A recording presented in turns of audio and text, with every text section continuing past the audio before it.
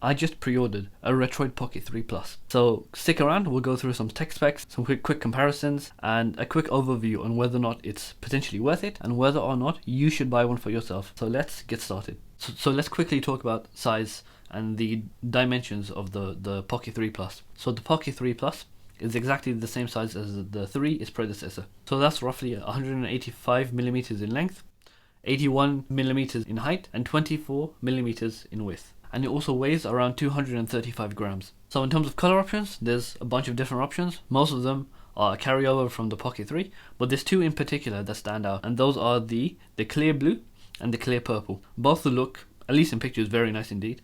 You can just about see the PCB through the shell. I think, to me, it's pretty similar to the Miu Mini, and it's transparent blue and transparent black colorings. Also, if you already have a Retroid Pocket 3, Retroid on their website are selling a PCB upgrade kit. So if you really wanted to, you could take apart the Pocket 3 Plus that you already have, install the new PCB, and you're good to go. That being said, the Pocket 3 Plus proper does come with a larger battery as well, so you're not getting the whole package, but for $85 for the upgrade kit, it's pretty good value for money. And if you don't want to buy a brand new console, this is a good option for you guys. So moving on to tech specs, this is a pretty significant jump up from the Pocket 3, which itself had the same specs as the Pocket 2 Plus. So this, to me, the Pocket 3 Plus is really the true successor to the 2 Plus, because all the 3 was a stopgap.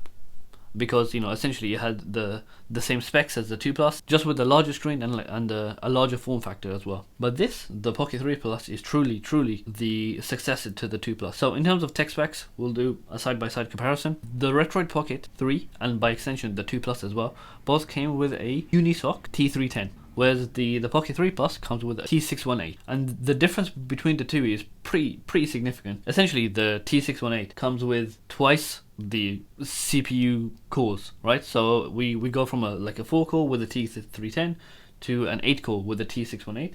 And it's literally just a doubling of both types of cores. So the A75, instead of 1 on the T310, there's 2 on the T618.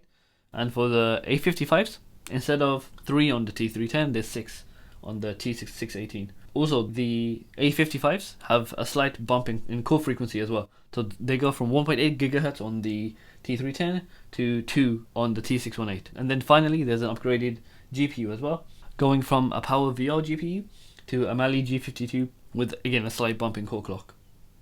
The Pocket 3 Plus also comes with, by default, 4 gigs of RAM and 128 gigs of eMMC storage, and that, again, that's a pretty significant bump from the Pocket 2 Plus and the 3 as well. The Pocket 2 Plus only came with 2 gigs of RAM and I think 32 gigs of onboard storage, whereas the Pocket 3 came with a choice between 2 gigs or 3 gigs of RAM, and again, only 32 gigs of onboard storage. So this is a pretty significant step up in all regards. The Pocket 3 Plus also comes with a 4500 mAh battery, which is, again, a pretty sizable step up from the Pocket 3, which came with only a 4000 mAh battery. The only other comparable retro gaming console on the market right now is the Powkiddy X18S, which essentially has the same CPU and GPU, from what I can gather, as the Pocket 3 Plus. And comparing the performance of the X18S directly to the Pocket 3, you get roughly a 40 to 50% increase in performance going to the new chipset. That being said, the X18S, from what I understand, has really not been supported well at all. So support for the X18S is almost non-existent. And with firmware updates, and I guess with the community, working essentially to improve these Chinese gaming consoles, you can get significantly better performance going forwards. So personally, I would argue that the bump in chipset, both CPU and GPU, the bump in RAM, as well as obviously the amount of onboard storage, this is genuinely very good value for the money. So this is retailing roughly for about $149, shipping not included. And comparing that to the Retroid Pocket 3, the Pocket 3 is currently retailing for, I believe, around the $119 mark. And the Pocket 2 Plus is, I think, even cheaper than that. And I guess if you're coming from a 2 Plus, this is an absolute no-brainer. So for example, with me, I have a Retroid Pocket 2 Plus. I didn't bother buying the 3 because I didn't see the point in upgrading purely for a larger screen and a bigger form factor. But the Pocket 3 Plus, is now, I think, a worthy investment, or a worthy upgrade because it comes with obviously the form factor of the 3 plus a significantly upgraded chipset with hopefully like a good amount of community support behind it as well. I guess that brings us to the elephant in the room, right? Which is timing. Retroid only announced the Pocket 3 2 months ago, right? I'll check the date.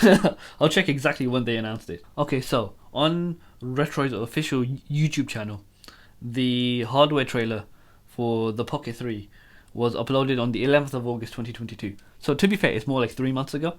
But by the time people actually got their hands on it, so by the time they were shipped and actually in people's hands, we're talking more like, only 2 months ago. So within the space of 2 to 3 months, Retroid essentially announced a brand new console and then immediately announced its successor. And that does put a bad taste in my mouth. They've tried to rectify it a bit by giving coupon codes out that reduce the price of a Pocket 3 Plus for people who already own a Pocket 3. So they're trying to fix it in some capacity. But I do think this is just how these Chinese companies operate, right?